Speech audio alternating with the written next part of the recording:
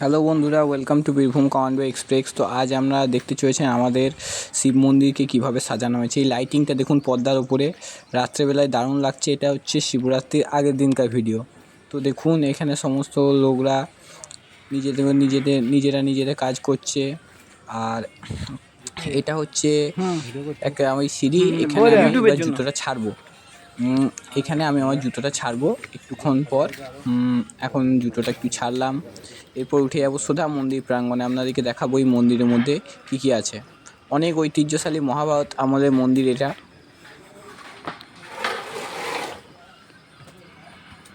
দেখতেই পাচ্ছেন এখানটা হচ্ছে মানে আমাদের শিব মন্দিরের সামনেটা, এটা একটা ছোট্ট শিবের ত্রিশূল আর শিবলিঙ্গ রয়েছে। এটা আমাদের নন্দী মহারাজ মুখ করে রয়েছে নাট মন্দিরের দিকে। দেখুন এটা হচ্ছে পাথরের ওপর যেটা চাপানো আছে, এটা হচ্ছে কুন্তী মায়ের প্রদীপ আর বকাসুরের হাঁটু। এটা হচ্ছে আমাদের বামাখ্যাপা মহারাজ। এই যে বকাসুরের হাঁটুটা এখানে আছে, এটা হচ্ছে বকাসুরের হাঁটু। তো চলুন আরও একটু দেখানো যাক। এটা হচ্ছে মেন মন্দিরটা।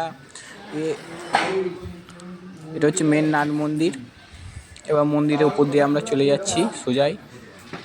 এটা কোটাসুর গ্রামে অবস্থিত এই মন্দিরটা। আপনারা অবশ্যই আসবেন, অবশ্যই প্রার্থনা করবেন। প্রার্থনা করলে আপনাদের মনোকামনা পূর্ণ হবে। দেখুন এটা হচ্ছে আমাদের শিবলিঙ্গটা।